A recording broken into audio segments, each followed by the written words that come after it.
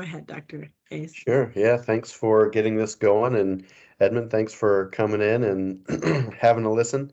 We're always looking for interested students to join. Again, this information session is about Sigma Tau Delta, which is the International English Honor Society.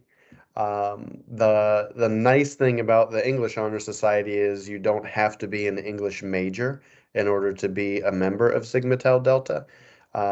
So really anyone can be a member. The main thing is that you have taken a couple of upper level English classes and gotten at least a B average in those classes, and a couple of other GPA requirements. But other than that, as soon as you have those classes out of the way and meet those GPA requirements, you are eligible to be a member of Tau Delta. When you go to, actually, I'll go ahead and pull up the website so you can kind of see it uh, and take a look at what's going on. Are you able to see the my screen okay? Okay, so if you go So, to english.org, that's the main website for Sigma Tau Delta, and that's where I'm at right now. And it really gives you an overview of just about anything that you could think to ask about Sigma Tau Delta. So if there's anything that I don't cover that you still have questions about, obviously you can ask me. But if you think of something after we're done talking, popping into Sigma Tau Delta website is going to get you just about every answer that you could think to ask. So the main thing that I'll start with is just with the membership. Again, they're kind of outlining here what you can do in order to be a member. Again, it's mostly just have a minimum of a B average in the English courses. And what they're saying or defining as the upper level classes is basically any class above freshman English courses. So like here at Central, we have 1100, 1101, 1102. Any of the English classes above those three courses count toward the membership here. So if you have a B and basically any of your 2000, 3000, or 4000 level English classes, and you have an overall B average, which is a 3.0, then you essentially qualify for membership, for student membership. There is a one-time lifetime fee of $45. So you pay that $45 once and you are a lifetime member. There's no other fee that you have to pay after doing that. And those are essentially the main steps to becoming a member. You take the English courses, you have the right GPA, and you pay the one-time fee, and that gets you the qualification to become a member. If and when you are ready to become a member, you just get a hold of the faculty sponsor, which currently is me, and I get the necessary information like, phone number, address, all of that stuff. And then we apply. And usually it only takes them about a week for the application to go through and for you to get word that you are a member. And then they'll send a certificate and the Sigma Tau Delta lapel pin that you can wear for graduation. Um, so as far as the why for becoming a member of Sigma Tau Delta, um, I think that really the thing that Sigma Tau Delta does is build a professional presence for you, and that one, it's a really nice line to have on your resume that you are a member of any honor society. But to be one of Sigma Tau Delta, that is one of the more internationally recognized honor societies. And so to have that on your resume is always a nice thing to have. But beyond just being a line on the resume, there are a lot of professional benefits to being a Sigma Tau Delta member. One is you do get outreach from Sigma Tau Delta that lets you take advantage of different workshops, professional workshops that help for like resume building, interview practicing, how to submit to conferences and things like that. conversations about connecting with people if you're interested in grad school or in professional kinds of ways. There are also publications that are done by Sigma Tau Delta. They have journals that are published around student writing. And so they have one that is more about research writing, where if you've done like, um, critical essays with outside sources and things like that in your classes, you can submit them for publication in the journals. They also have one for creative writing. So if you're more into like poetry or short stories, things like that, you can submit and get published there. So it's an opportunity to be in a space where you could get a publication as an undergrad, which again is a really nice thing to be able to put onto your resume or your CV as you are working toward grad school or after you graduate, different jobs, things like that. And so lots of opportunities there. The other thing is that the Sigma Tau Delta has an annual convention, and the location changes every year.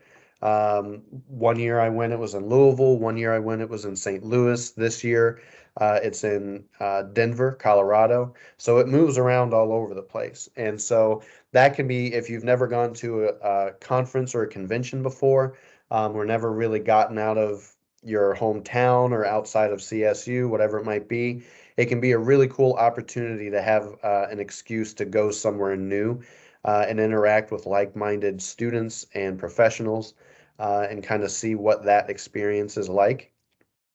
And you can go just as a Sigma Tau Delta member, not presenting anything, but you can also submit your work. So again, it can be creative writing, poetry, short fiction. It can be research essays, literature essays, any of those sorts of things.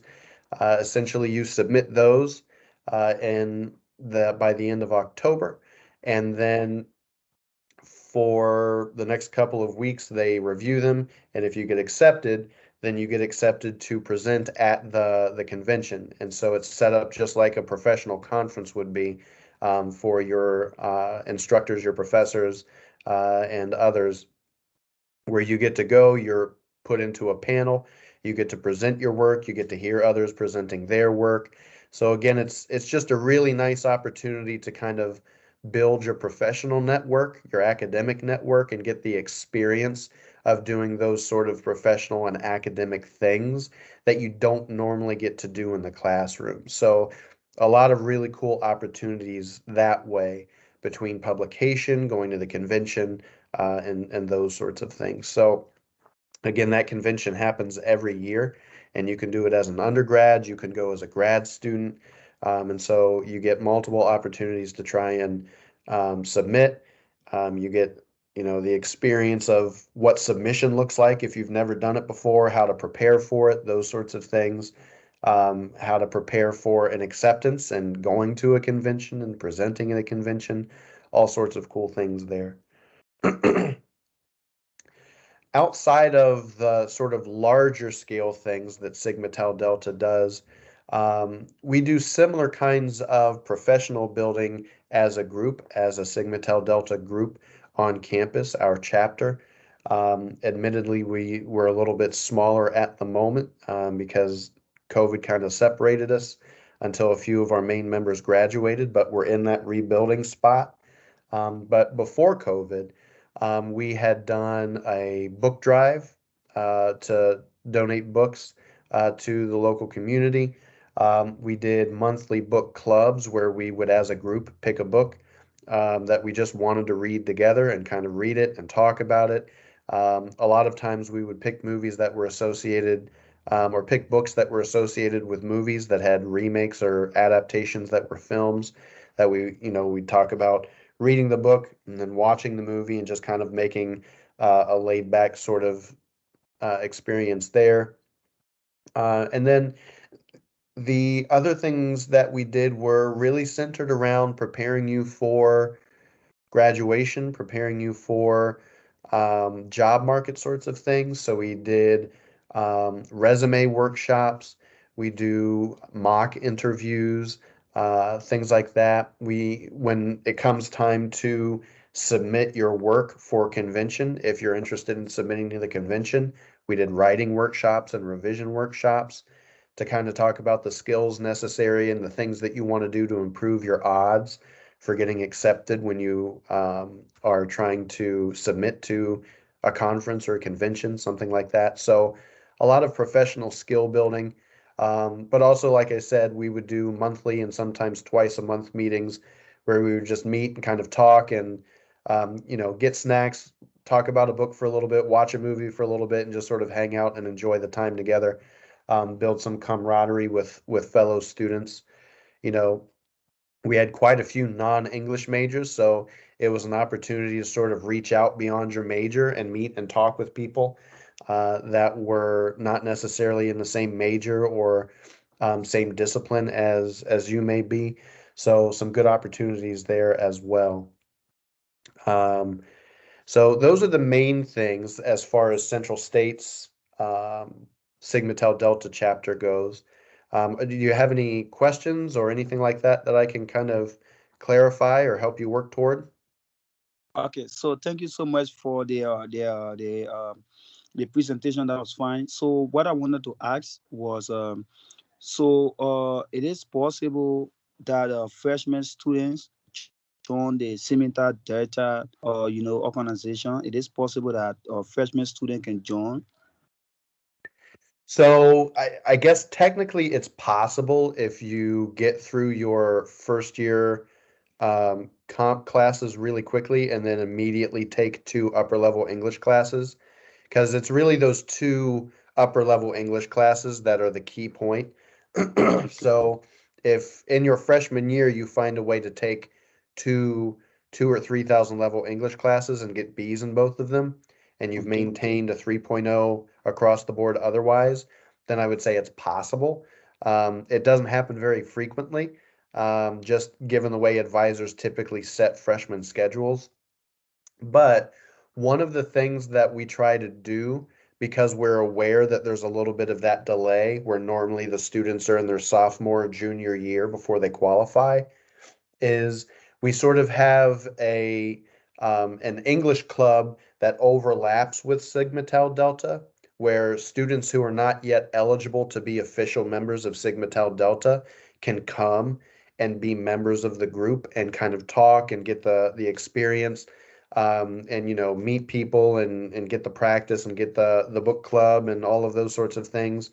And so you're already sort of in the group unofficially, and then when you qualify to actually be a member, you're already with us, you know the game, you maybe have built up enough experience with the group where you're front in line to be an officer, president, vice president, whatever it may be.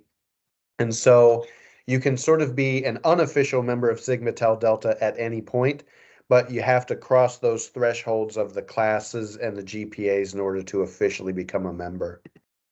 Okay, so thank you. So that's mean so in other words, you that means that the GPA or maybe the grades got to be shown before being a member, right? Yeah, and so I think if in general you're able to get B's in most of your classes, then you're probably going to be in good shape, because Okay. the average GPA has to be a 3.0. So, if you get a C in one of your classes, that doesn't disqualify you, because presumably there's a class or two that you've gotten an A in that'll Yes. balance it out.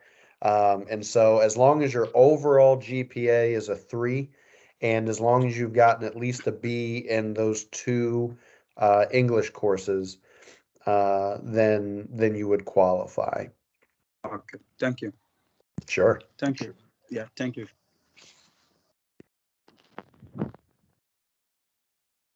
That was clear.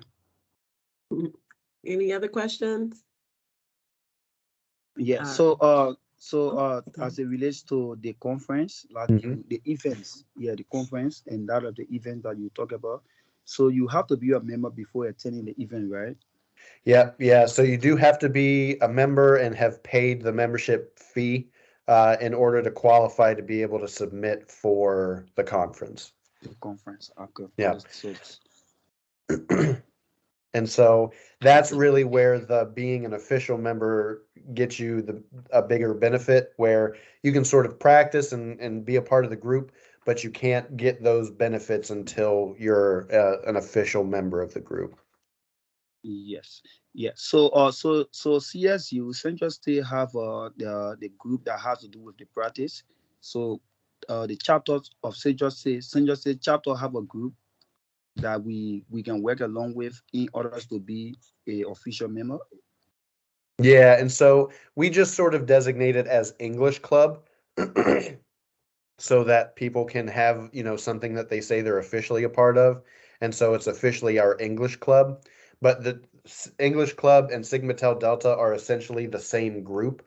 It's just you Okay. have some who have paid the membership fee and are members of Sigma Tau Delta, and others who are typically freshmen, sophomore, or early juniors who haven't qualified yet or haven't applied yet, who are still in the group. They're just not official Sigma Tau Delta members. So we don't necessarily, other than that, we don't really distinguish between the group.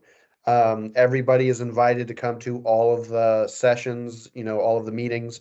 When we do book club, everyone gets a vote on what book we read.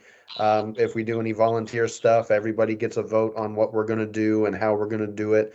It's just that the officers tend to be the Sigma Tau Delta members because they're the most experienced people in the group. Yes, yes. Okay. So that's fine. Thank you. Thank you. Mhm. Thank you.